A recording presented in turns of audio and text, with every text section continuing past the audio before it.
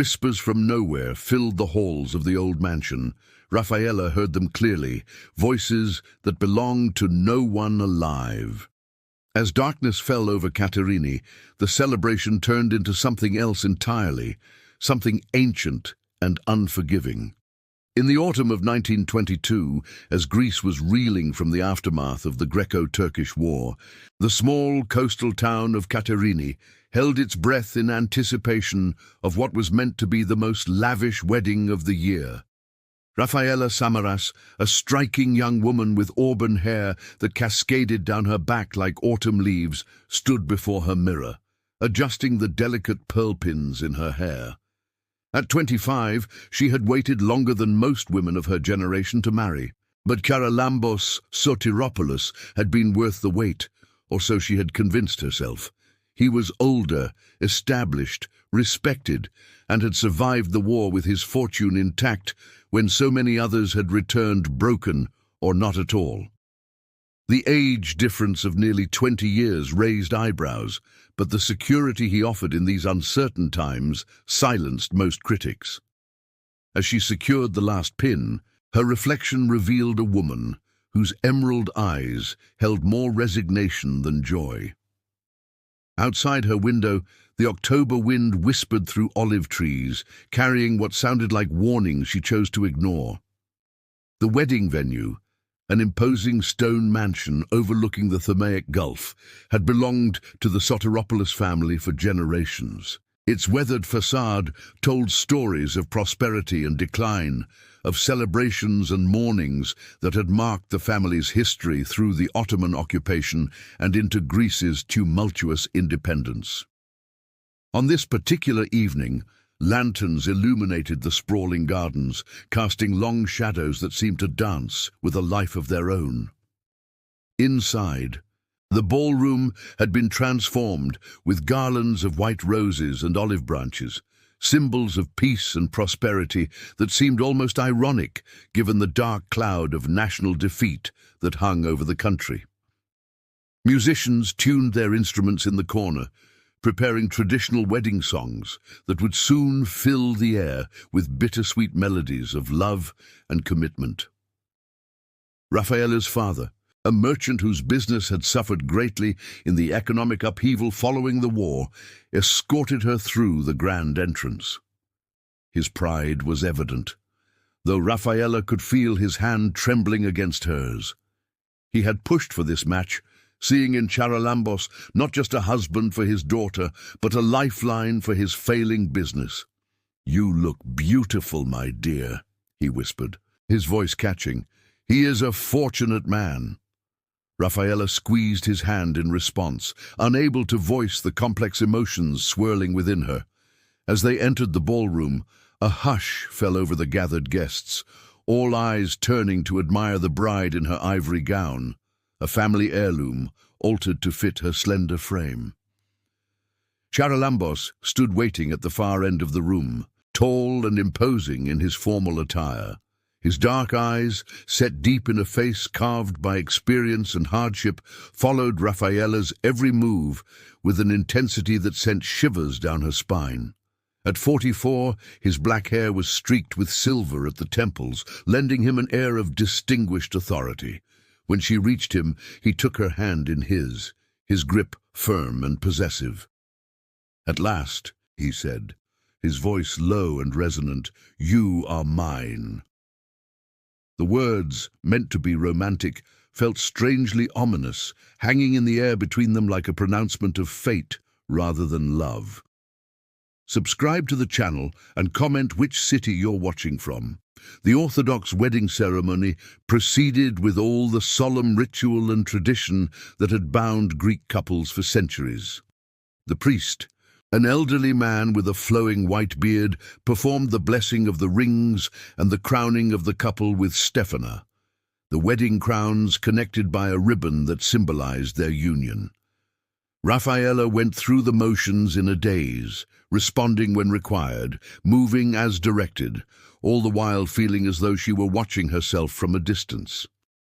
When they circled the altar 3 times, symbolizing their first steps as a married couple, She noticed that Charalambos held her arm with unnecessary force, as though afraid she might flee at any moment. The incense burned her nostrils, the chanting echoed in her ears, and the weight of the crown on her head felt like a burden rather than an honor. Following the ceremony, the celebration began in earnest. Tables groaned under the weight of traditional delicacies: dolmades, spanakopita, roasted lamb, and sweet baklava dripping with honey. Wine flowed freely, temporarily washing away the sorrows and anxieties that had plagued the community in recent months. Toasts were made, congratulations offered, and gradually the atmosphere lightened. Rafaela found herself seated beside her new husband, accepting good wishes, with a smile that did not reach her eyes.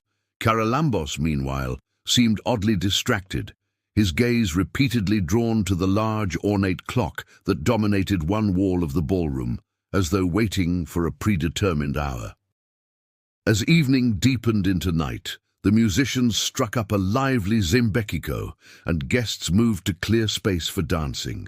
Traditionally, the first dance belonged to the newlyweds, and Charalambos led Rafaela to the center of the floor with a flourish that drew appreciative murmurs from the onlookers.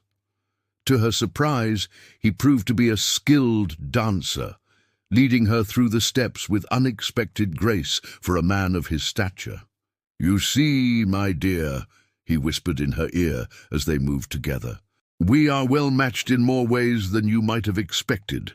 His breath was warm against her skin, carrying the scent of wine and something else, a metallic tang that reminded her inexplicably of blood. The dance ended to enthusiastic applause, and soon the floor was crowded with other couples. Rafaela found herself passed from partner to partner as tradition dictated, each dance bringing momentary relief from her husband's watchful presence. Her cousin Eleni squeezed her hands as they crossed paths. "Are you happy, Ella?" she asked, genuine concern in her voice. Before Rafaela could formulate a response, she was whisked away by another relative, the question lingering unanswered. From across the room, she caught glimpses of Charalambos, deep in conversation with several older men she didn't recognize, their expressions serious despite the festive surroundings. At precisely midnight, when the celebration was at its peak, Charalambos suddenly appeared at her side, taking her arm with a grip that brooked no resistance. "It is time," he announced, his voice carrying an authority that immediately silenced those nearby. The musicians faltered, their notes trailing off into an awkward silence that spread through the ballroom like spilled wine. "My friends," he addressed the assembly, "the hour grows late, and I must now ask you to excuse us. My bride and I thank you for sharing in our joy." There was something in his tone, a finality, that caused a ripple of unease among the guests. This abrupt ending to the festivities was unusual, even inappropriate by local standards, where weddings typically continued until dawn. Rafaela's mother approached, confusion evident on her face. "But Charalambos, it's still early. The Kumbaro hasn't even led the final dance." The best man, standing nearby, nodded in agreement, clearly uncomfortable with this break in tradition.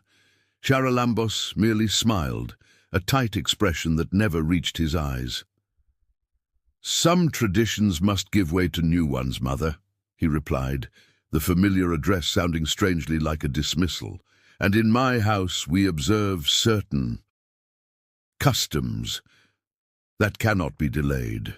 The emphasis he placed on customs sent an involuntary shudder through Rafaela. Her mother seemed about to protest further, but was silenced by a warning look from her husband.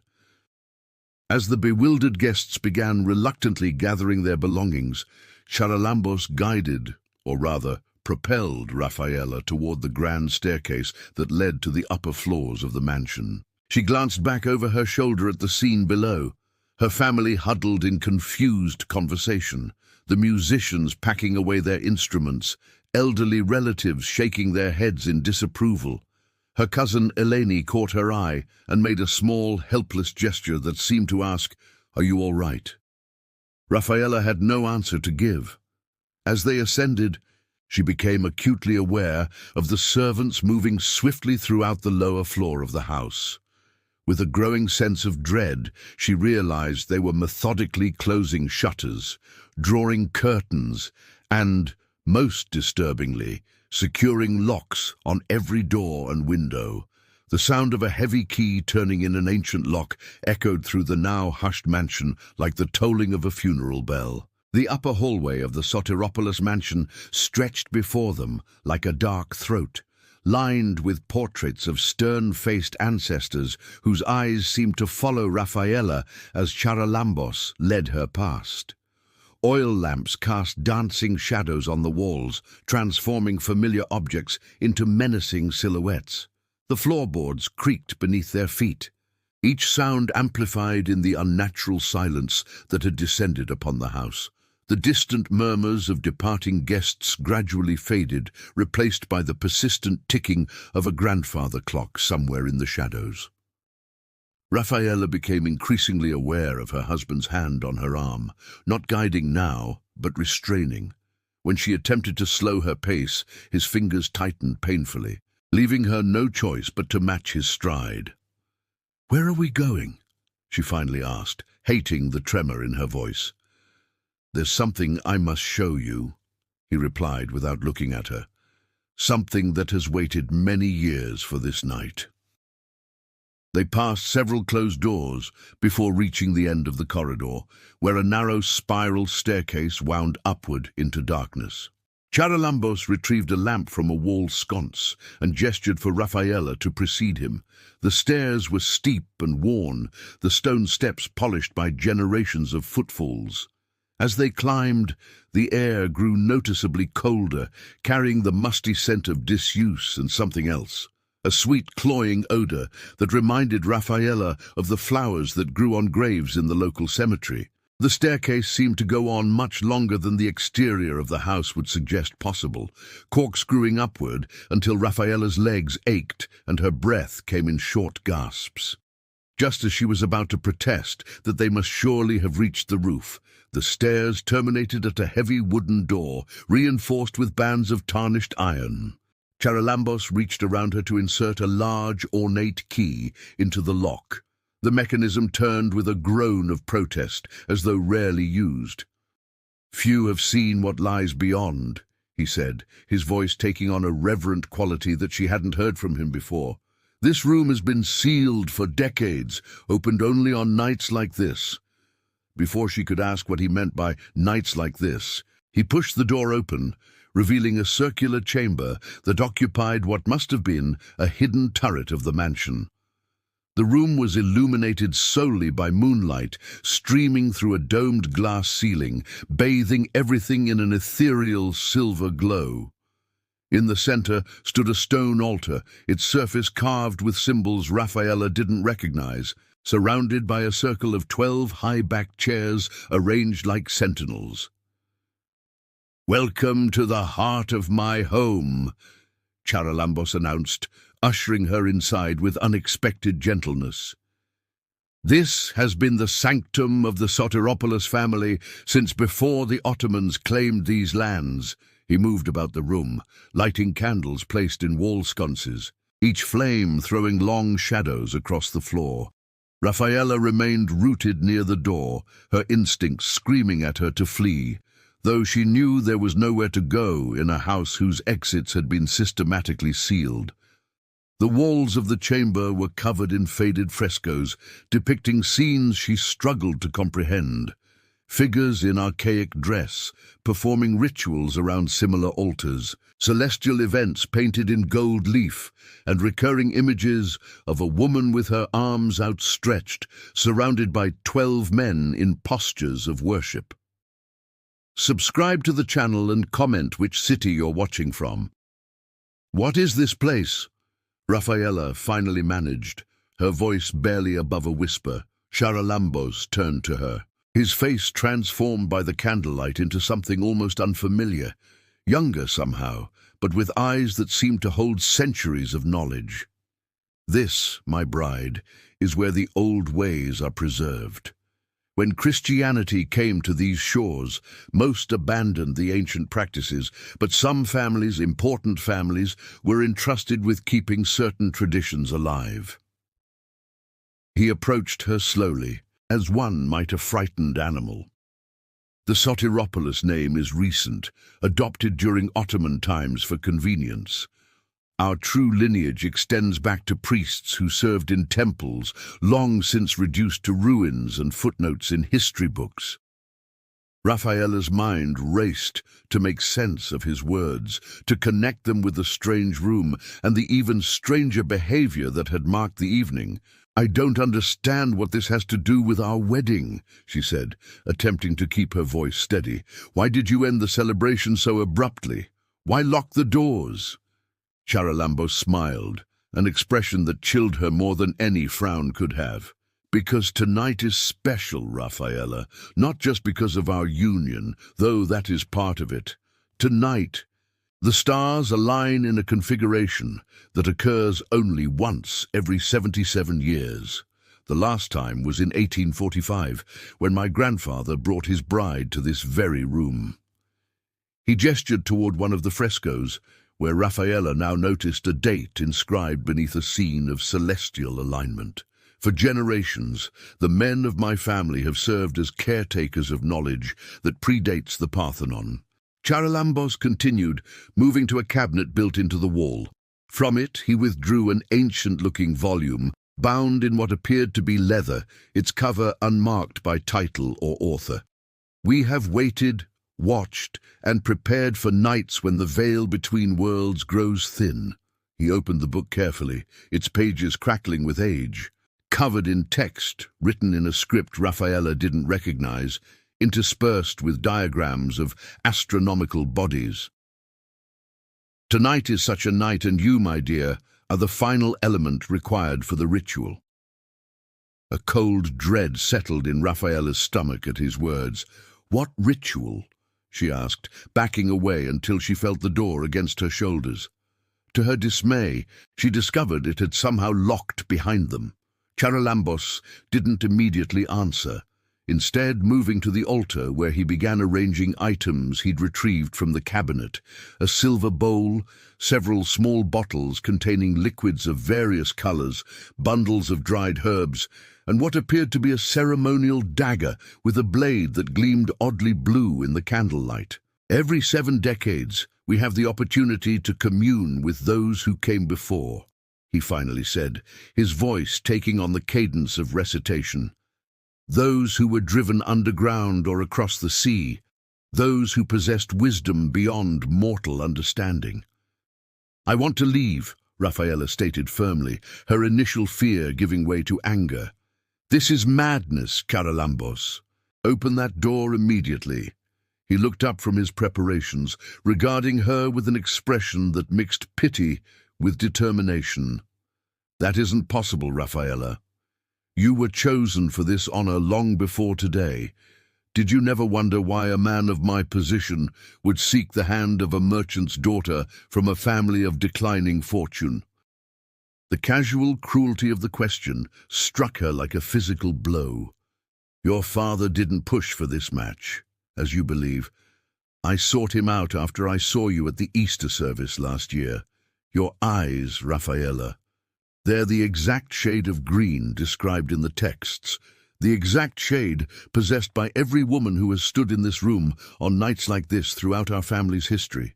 The implications of his statement slowly dawned on her, pieces falling into horrifying place. "The other brides," she whispered, scanning the walls with new understanding, the recurring image of the woman with outstretched arms, each depicted with a different face but always the same green eyes, now took on a sinister significance. What happened to them? Charalambos returned to his preparations, grinding something in a mortar with precise, practiced movements. "They served their purpose," he said simply. "As will you. The communion requires a vessel, Rafaela, a bridge between worlds. The texts are specific about the requirements. A woman of pure Greek lineage, born under a waning moon, with eyes the color of spring olives. You fit every criterion perfectly. Time seemed to slow as Raffaella desperately searched for a way out of her situation. The door remained firmly locked. The only window was the glass dome high overhead, and Charalambos stood between her and the only other possible exit, a small door partially hidden by a tapestry on the far side of the room. She considered screaming, but knew it would be futile.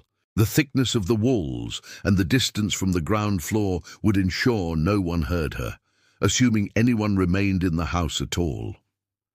Her new husband continued his preparations with the calm efficiency of someone who had rehearsed these actions many times in his mind, occasionally consulting the ancient text for confirmation of some detail.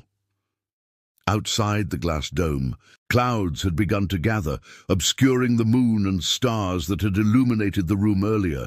A distant rumble of thunder broke the silence, causing Charalambos to look up with an expression of concern. "The alignment begins soon," he muttered, more to himself than to her. "We must be ready when it reaches its apex."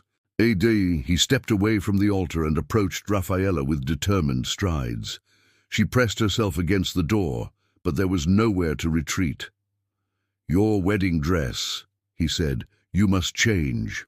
The ritual requires specific attire." He gestured to a white garment laid out on one of the chairs, a simple chiton reminiscent of ancient Greek dress, adorned with gold embroidery at the hem and neckline. "Put it on, Raffaella. Cooperation will make this easier for both of us." Raffaella's mind raced through options, searching for some way to delay or disrupt whatever ceremony he was planning. "Tell me more about this ritual first," she said, forcing her voice to remain steady. "If I'm to participate, shouldn't I understand what will happen?" It was a transparent attempt to buy time, but to her surprise, Charalambos seemed pleased by the question. "Of course," he nodded, stepping back to give her space. "Knowledge is sacred to us. The ritual is called the Summoning of the 12. Before the Olympian gods that most know from myths, there were older deities, primal forces that shaped the very land we stand on. They were driven into the shadows by newer beliefs, but they never truly left. Tonight, they will return through you, speak through you, and bestow their wisdom upon me as they did for my father and his father before him." A chill ran down Raffaella's spine at his explanation. The conviction in his voice left no doubt that he fully believed every word, regardless of how delusional it sounded. "And afterward?" she ventured, already suspecting the answer but needing to hear it confirmed. Charalambos hesitated for the first time, his composure slipping momentarily. "The texts are unclear on that point," he admitted. "Some vessels have survived the experience, though changed. Others—" He trailed off, his gaze drifting to the frescoes where the green-eyed women were depicted. Following his look, Raffaella now noticed details she had missed before, how in some panels the woman appeared serene and elevated, while in others her form seemed to be dissolving, merging with the air around her, or sinking into the ground beneath her feet. Thunder cracked directly overhead, rattling the glass dome and causing both Raffaella and Charalambos to start. Outside, the storm had intensified, dark clouds completely obscuring the night sky. Rain began to pelt against the glass, creating an urgent drumming that filled the circular chamber. Charalambos glanced anxiously at the ornate timepiece hanging on the wall, its face illuminated by occasional flashes of lightning. "We're running out of time," he muttered, abandoning his earlier patience. "Change now, Raffaella. The alignment waits for no one, not even us." He thrust the white chiton toward her with trembling hands, his earlier composure giving way to a nervous energy that made him seem more dangerous, more unpredictable. Raffaella took the garment, mind racing for options. Direct resistance seemed futile. Charalambos was larger and stronger. The door was locked, and no one would hear her cries for help over the storm. Feigned cooperation might be her only chance to find an opportunity to escape. "Turn around," she demanded, holding the chiton against her chest. "If I must do this, I'll at least have privacy." To her surprise, he complied immediately, turning to face the altar with his back to her. "Of course," he said, his voice softening. "Despite what you may think, Raffaella, this is a sacred occasion. I've prepared for it my entire life, waiting for the stars to align, waiting to find you. There is honor in what will happen tonight, not desecration." Subscribe to the channel and comment which city you're watching from. As Charalambos focused on the altar, Raffaella quickly assessed her surroundings more carefully. The small door, partially hidden by the tapestry, remained her best hope, if she could reach it without alerting him. She began to unfasten her wedding dress, deliberately making more noise than necessary, with the fabric and fastenings to mask her movements as she edged sideways along the wall. "The ritual requires 12 witnesses," she said, trying to keep him distracted with questions. "But we're alone. How can it proceed without them?" Charalambos laughed softly, the sound nearly lost beneath another roll of thunder. "Look around you, bride. We are never alone in this room." Following his gesture, Raffaella looked more closely at the 12 chairs arranged in a circle around the altar. Each bore a name, engraved in ancient Greek, on a brass plate affixed to the high back. And as lightning flashed again, she could have sworn she saw the faintest outline of figures seated upon them, transparent as mist, visible only for a split second before darkness returned. "The first witnesses," Charalambos explained, still facing away from her. "The original 12, who discovered the rites that allow communion with the old ones. Their spirits attend every ritual, have done so for centuries. They are how the knowledge survives, how the tradition endures through generations." Raffaella continued her careful sidestep toward the hidden door, now only a few feet away. Her wedding dress was partially undone, hanging loosely from her shoulders as she clutched the chiton in one hand to maintain the pretense. "And your father?" she pressed. "Did he perform this ritual? What happened to his bride?" The question caused Charalambos to stiffen, his shoulders tensing visibly even in the dim light. "My father," he said slowly, "lacked the necessary conviction. When the moment came, his resolve faltered. He couldn't complete the ritual." There was bitterness in his voice, old resentment bubbling to the surface. "My mother lived, but the communion failed. The witnesses were displeased. Our family has spent 40 years atoning for his weakness." The revelation sent Raffaella's thoughts spinning in new directions. If Charalambos's father had refused to complete the ritual, perhaps there was a way to reach the man standing before her, to appeal to whatever humanity might exist beneath his fanaticism. "Your mother survived because your father chose love over tradition," she suggested, now within arm's reach of the tapestry. "Doesn't that mean something? Doesn't that suggest these old ways might be wrong?" Charalambos turned slightly, not enough to see her position, but enough for her to glimpse his profile, jaw clenched in anger. "It means he was weak," he spat, "and our family has suffered for it. The crops failed for 7 years afterward. My sister was born blind. I myself couldn't father children with my first wife. All consequences of breaking faith with the old ones." First wife. The word struck Raffaella like a physical blow, stopping her mid-reach toward the tapestry. "You were married before?" she asked, genuine shock momentarily overtaking her fear. Charalambos nodded, still not fully turning. 15 years ago, a political match arranged by families. She died in the influenza outbreak of 1918. There was no emotion in his voice as he spoke of his deceased wife, as though reciting facts about a stranger. She was unsuitable for the ritual in any case, wrong coloring, wrong lineage. But you, Raffaella. You are perfect. The texts describe you exactly, down to the small birthmark behind your left ear. Rafaela's hand instinctively went to the spot he described, a detail so intimate that she felt violated by his knowledge of it. How long had he been watching her, studying her, before ever approaching her father with his proposal?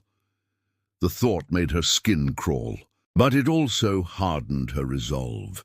This man had selected her like livestock, had married her for no purpose, but to use her body as a vessel in some ancient, possibly deadly ritual. Whatever hesitation she might have felt about fleeing disappeared in that moment. With a sudden, decisive movement, she grabbed the edge of the tapestry and yanked it aside, revealing the small wooden door behind it. Before she could reach for the handle, lightning struck somewhere very close to the mansion. Its blinding flash followed immediately by a deafening crack of thunder. The entire room shook with the impact, and several candles toppled from their sconces, plunging portions of the chamber into darkness. In the momentary chaos, Charalambos whirled around, his eyes widening as he saw Rafaela's position by the hidden door. "No!" he shouted, lunging toward her with unexpected speed. "You don't understand what lies beyond." His warning came too late. Rafaela had already turned the handle and pushed the door open, desperate for any escape route regardless of where it might lead. Instead of another room or staircase as she had hoped, the doorway opened onto nothing but empty air. Beyond the threshold was a sheer drop down the exterior of the turret, at least 4 stories above the ground. Wind and rain lashed in through the opening, extinguishing more candles and sending papers from the altar scattering across the floor. Rafaela staggered backward in shock, colliding with Charalambos, who had reached her just as the door swung fully open. His arms closed around her, not roughly as she expected, but protectively, pulling her away from the dangerous opening. "That door was never meant as an exit," he said, his voice raised above the howl of the wind. "It's for the final part of the ritual, when the old ones have finished speaking through their vessel." But the implications of his statement were clear. The door's purpose was disposal, not escape. Rafaela felt a wave of nausea as she imagined previous vessels being cast out that very opening once they had served their purpose, their bodies broken on the grounds far below where no one would witness. She struggled against Charalambos's grip, but he held her firmly, dragging her back toward the center of the room while reaching with his free hand to slam the door shut against the storm.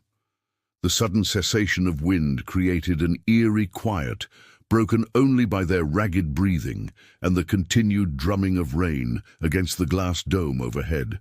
"Enough delays," Charalambos said, his earlier reverence replaced by grim determination. "The alignment has begun. Look!" He pointed upward, where a break in the clouds revealed a startling sight. 3 stars of unusual brightness forming a perfect equilateral triangle around the full moon. The configuration cast an unnatural silvery light through the dome, illuminating the altar with precision that seemed too deliberate to be coincidence.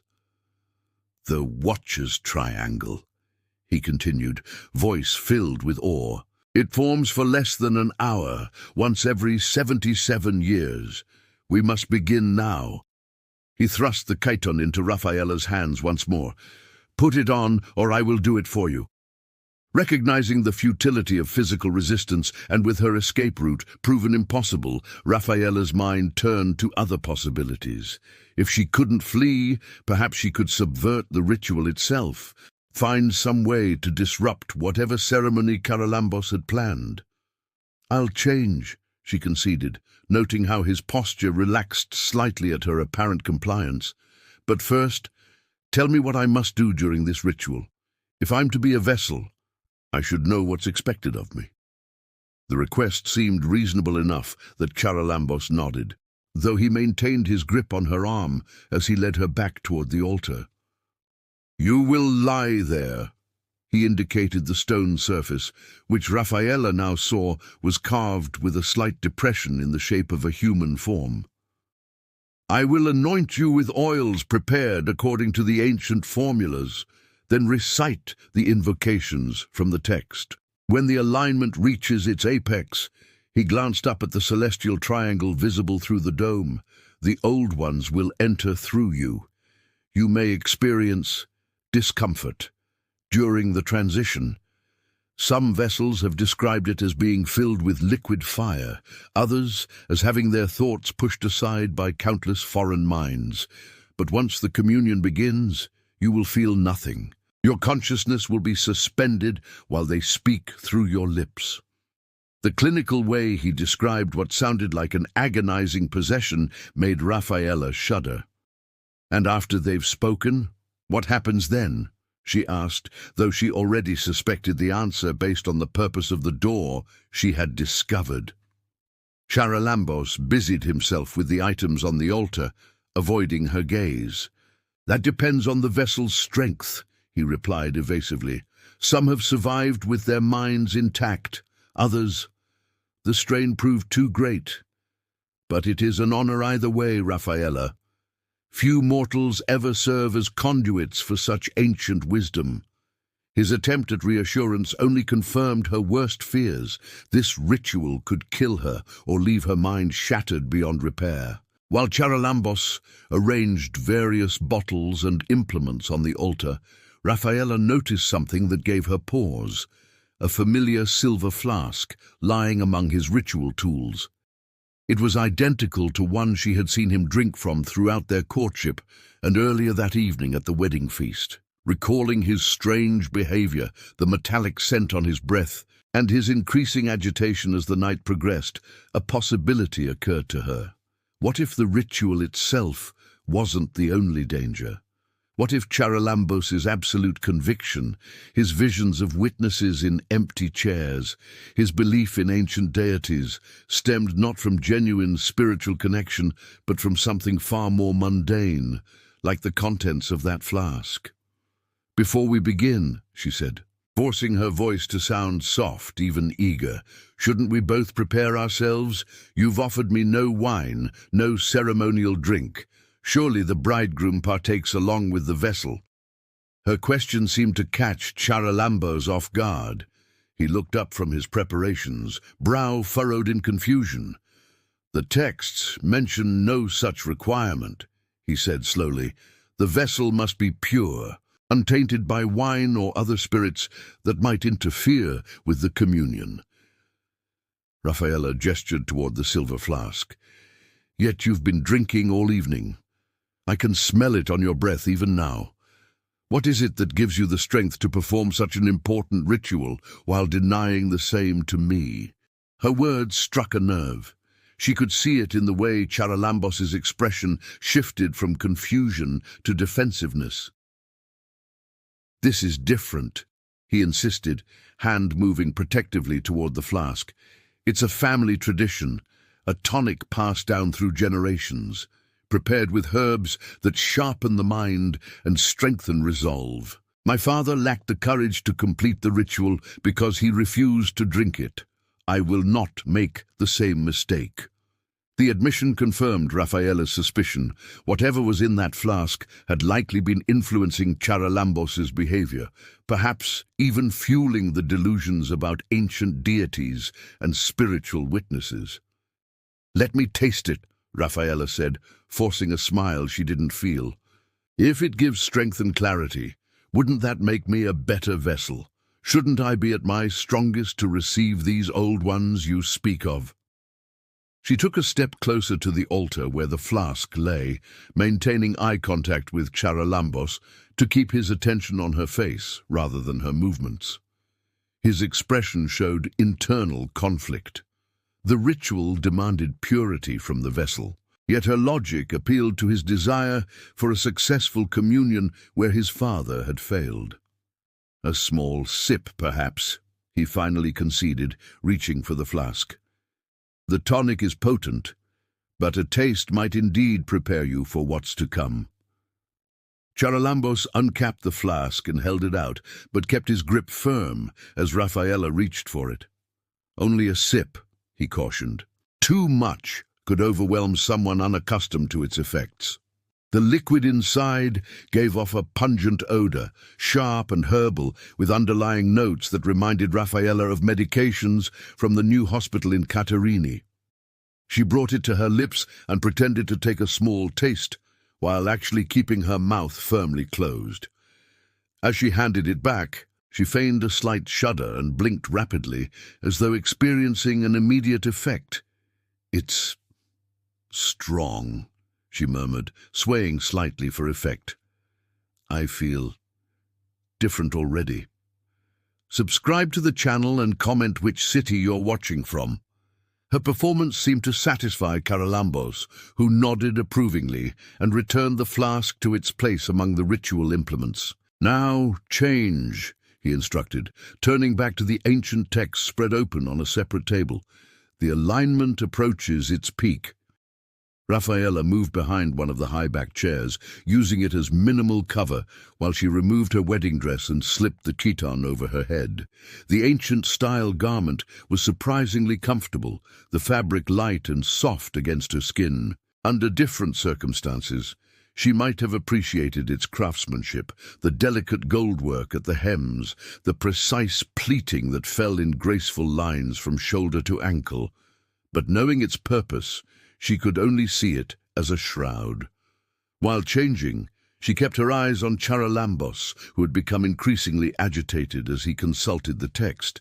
He muttered to himself, occasionally glancing up at the celestial alignment visible through the glass dome, then back to the book with growing anxiety. "Something's wrong," he finally said, loud enough for her to hear. "The configuration is correct, but the text mentions a crimson hue to the central star. I see nothing but ordinary light." He flipped pages frantically, scanning ancient diagrams with mounting frustration.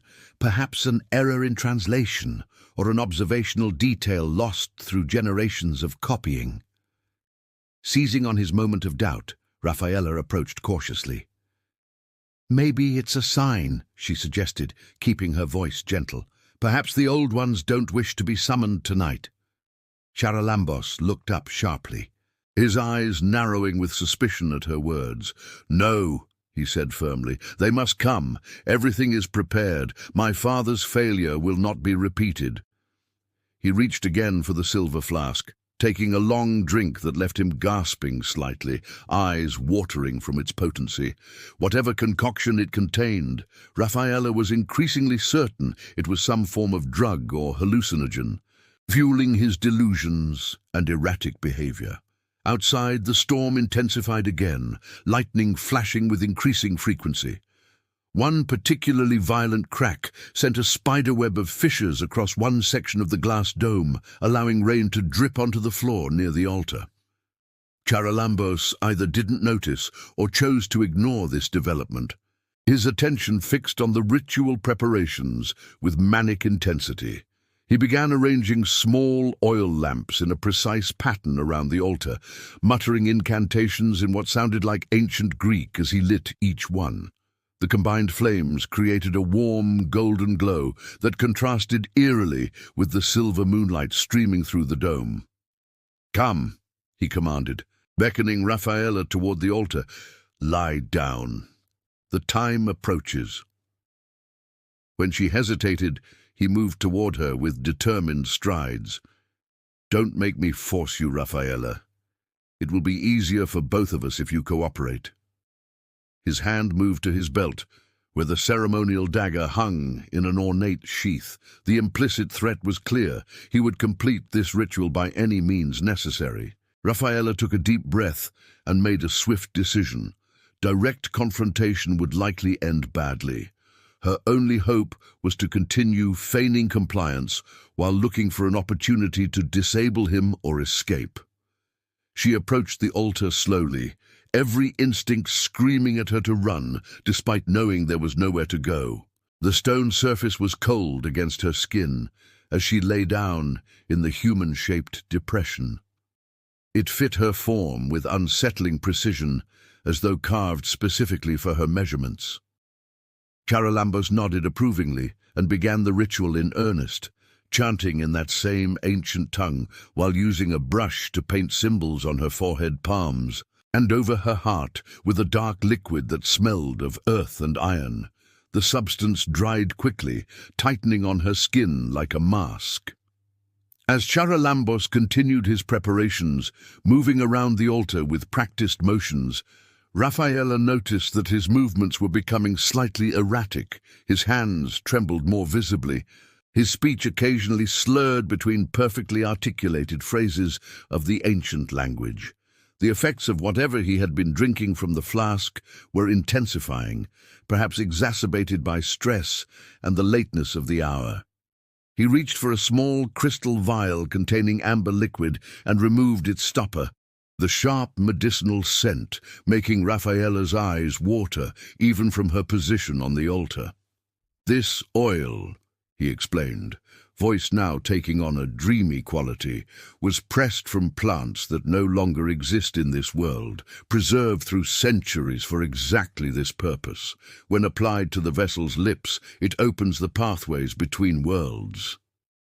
Before he could administer the oil, another flash of lightning struck even closer than before, followed by a thunderclap so powerful it seemed to shake the very foundations of the mansion. The damaged section of the glass dome finally gave way, shards raining down around them as wind and rain poured in through the opening. Charalambos cried out in alarm, raising his arms to shield himself from the falling glass. In that moment of chaos, the ancient book's pages began turning wildly in the wind, and several of the oil lamps were extinguished, plunging portions of the chamber into darkness.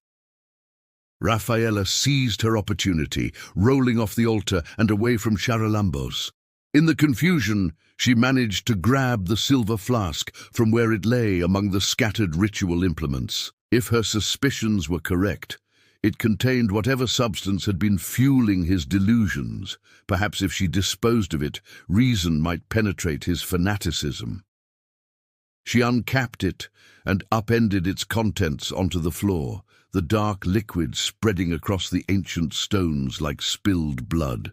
The sharp, medicinal odor intensified as it evaporated in the rain-chilled air. Charalambos noticed her actions too late. "No!"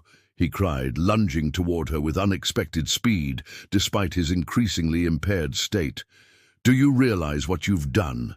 That tonic has been brewing for decades, herbs and minerals gathered from sacred sites across Greece, prepared according to instructions passed down since before the time of Christ."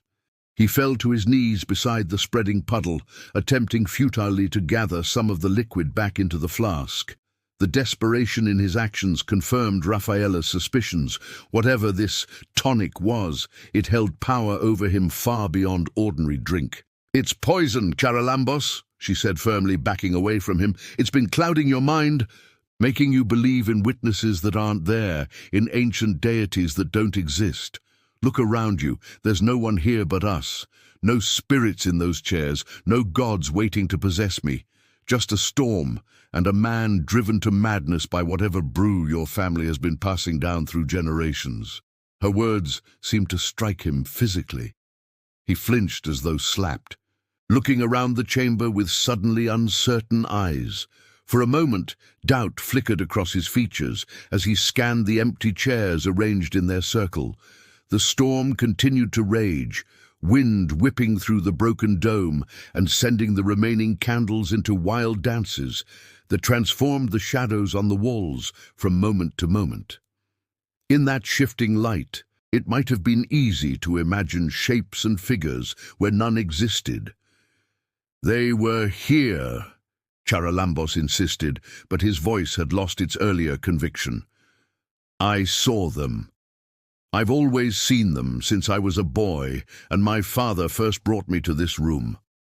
He rose unsteadily to his feet, moving back toward the altar where the ancient text still lay open, its pages now damp from the rain. "Your father didn't complete the ritual," Rafaela reminded him, carefully circling to keep distance between them. "Did he also question what he saw? Did he realize, in that final moment, that he was about to sacrifice his bride to nothing but a hallucination?" The suggestion visibly troubled Charalambos, who braced himself against the altar, head bowed in apparent internal struggle. "He was weak," he repeated, but the words sounded hollow now, a rote response rather than true belief. "He denied the old ways, denied our heritage." Even as he spoke, his gaze moved uncertainly around the room, as though searching for the witnesses he had been so certain were present earlier. Taking advantage of his confusion, Rafaela edged toward the main door through which they had entered. Though she knew it was locked, perhaps in his disoriented state, Charalambos had forgotten something, a key or some mechanism to release it. As she moved, a flash of lightning illuminated something she hadn't noticed before, a small lever partially concealed in the ornate woodwork beside the doorframe, designed to blend with the decorative carvings. Heart-pounding, she reached for it, praying it might control the lock. Charalambos saw her movement too late. "Stop!" he called out, lurching away from the altar toward her, but his coordination was failing him, the combined effects of the tonic and its sudden absence making his movements clumsy and unpredictable. As Rafaela pulled the lever, a satisfying click confirmed her hope. The door mechanism released, the heavy panel swinging inward slightly with the change in pressure. Freedom lay just beyond, down the spiral staircase they had ascended earlier. Before she could slip through the opening, however, Charalambos made a desperate lunge, catching the edge of her chiton. The delicate fabric tore, but slowed her enough that his hand found her wrist, fingers closing around it with bruising force. "You can't leave," he gasped, eyes wild and unfocused. "The ritual, the alignment. We must complete it." He pulled her back from the door with strength born of desperation, even as his body betrayed him, swaying unsteadily on his feet. In his other hand, Rafaela saw with horror. He clutched the ceremonial dagger. The next moments passed in a blur of struggle. Rafaela fought against his grip with every ounce of her strength, aware that her life depended on breaking free. Charalambos's greater size and power were compromised by his deteriorating condition, giving her a chance she might not otherwise have had. As they grappled, another powerful lightning strike hit somewhere very close. The thunder instantaneous and deafening. The impact sent vibrations through the ancient structure strong enough to make them both lose balance momentarily. In that critical second, Rafaela twisted free of his grasp and darted toward the door. Charalambos lunged after her, dagger raised, but his foot caught on the torn edge of a rug, displaced during their struggle. He stumbled forward with momentum he couldn't control, directly toward the small door Rafaela had discovered earlier, the door that opened onto empty air, 4 stories above the ground. In his impaired state, he couldn't correct his trajectory in time. Rafaela watched in horror as Charalambos crashed against the small door, his weight forcing it open. For one suspended moment, he teetered on the threshold, arms windmilling desperately for balance. Their eyes met across the chamber, his wide with sudden clarity and fear, hers frozen in shock at what was unfolding. His lips formed words she couldn't hear above the storm, something that might have been, "Forgive me," or perhaps, "Father was right." Then gravity claimed him, pulling him backward through the opening and into the darkness beyond. No scream reached Rafaela's ears. Perhaps it was lost in the howling wind, or perhaps in that final moment, Charalambos had accepted his fate with the dignity his obsession had previously denied him. She stood frozen for several heartbeats, unable to process what had just occurred. Then survival instinct took over. She moved quickly to the main door, slipping through it and descending the spiral staircase as rapidly as safety allowed, her bare feet silent on the cold stone steps. The mansion was eerily quiet as Rafaela made her way through darkened corridors. Whatever servants had been present earlier seemed to have retired or departed once their tasks of securing the house were complete. She found her way to the main floor by instinct more than vision, navigating by the occasional flash of lightning through windows and the faint memory of their ascent hours earlier. When she reached the grand entrance hall, She discovered the main doors still firmly locked, the heavy key nowhere in sight. For a moment, despair threatened to overwhelm her. To have come so far, only to find herself still trapped. Then she remembered the servant's entrance she had noticed during the wedding preparations, a smaller door leading out to the kitchen gardens at the rear of the property. Making her way through the dark, silent rooms, she finally located it and found it secured only by a simple bolt rather than a key lock. With trembling fingers, she slid it open and pushed against the door, feeling resistance from the wind outside, but eventually creating enough space to slip through. The rain immediately drenched her, the thin chiton offering no protection against the elements. Lightning continued to flash overhead, illuminating the grounds in brief, stark tableau. Rafaela didn't dare look toward the base of the turret, couldn't bear to see what might lie there. Instead, she moved quickly through the gardens and toward the road that would lead back to town, to her family's home, to safety and sanity, far from the ancient secrets of the Sotiropolis mansion. As dawn broke over Κατερίνη several hours later, the storm had finally passed, leaving behind a landscape washed clean and glittering with raindrops. Rafaela sat in her childhood bedroom, wrapped in dry clothes and blankets, a cup of tea cooling forgotten beside her, as she recounted her nightmarish experience to her horrified parents and the local police chief. Search parties were dispatched to the mansion, where they found evidence exactly as she had described: the circular chamber with its strange altar, the ancient text still open, but its pages now badly damaged by rain, the 12 chairs arranged in their mysterious circle. And at the base of the turret, Charalambos Sotiropoulos lay where he had fallen, the ceremonial dagger still clutched in his hand. Medical examination would later reveal high concentrations of several psychoactive substances in his blood, including derivatives of ergot fungus, mandrake, and other plants known for their hallucinogenic properties, all consistent with the tonic Rafaela had described. The silver flask, recovered from the ritual chamber, contained residue of the same concoction, a brew that toxicologists described as potentially deadly in the quantities he had apparently been consuming.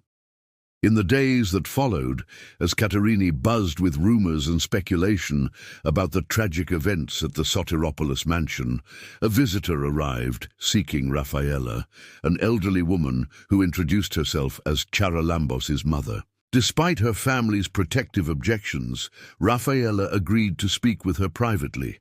The older woman's eyes, Rafaela couldn't help noticing, were exactly the same shade of green as her own. "I came to give you this," the woman said, placing a small package wrapped in faded silk on the table between them, "and to tell you I'm sorry, so very sorry." The package contained a journal, its pages filled with elegant handwriting that detailed the experiences of Eleni Sotiropoulos, Charalambos's mother, on her own wedding night in 1885. She too had been brought to the circular chamber, had been intended as a vessel for ancient entities that existed only in the drug-induced hallucinations of the Sotiropolis men. Her husband, unlike his son, had abandoned the ritual at the last moment, unable to sacrifice the woman he had come to love despite the tradition that demanded it. For this mercy, they had both been ostracized by the family elders, condemned as weak and unfaithful to their heritage. The journal documented the strange illnesses, accidents, and misfortunes that had plagued them afterward, events the family elders attributed to supernatural punishment, but which Eleni had come to recognize as deliberate sabotage and poisoning by those same elders, determined to make an example of them. "My son was taken from me at 12, the elderly woman explained, tears gathering in her ancient eyes. His father had died by then, and the family claimed their right to raise the boy as heir to the tradition. They fed him the tonic from his teenage years onward, ensuring he would see what they wanted him to see, believe what they needed him to believe." She reached across the table to grasp Rafaela's hand. "You are the first vessel to survive in 7 generations, child. The first to break the cycle. My last request, before I follow my son and husband to whatever awaits us, is that you ensure this madness ends here. Burn the journal when you've read it. Tell your story if you must, but as a warning, not an invitation for others to seek these false mysteries." Rafaela kept her promise to the old woman. The journal burned in her family's hearth that very night, its ashes scattered to ensure no fragment survived. The Sotiropoulos mansion stood empty for decades afterward, its ownership tied up in distant family disputes that never resolved, until fire claimed it one summer night in 1965, reducing the ancient structure to ruins that eventually returned to the earth from which it had risen. As for Rafaela, she eventually left Κατερίνη, seeking a new life in Athens, where no one knew her story or looked at her with the mixture of pity and morbid curiosity that had followed her through the streets of her hometown. Yet sometimes, in her dreams, she found herself back in that circular chamber, lying upon the cold stone altar, while 12 empty chairs stood in silent witness around her. In those dreams, she would look up through the glass dome to see 3 stars forming a perfect triangle around the moon, waiting for something that would never come. And she would wake with the certainty that some cycles, once broken, must never be allowed to begin again.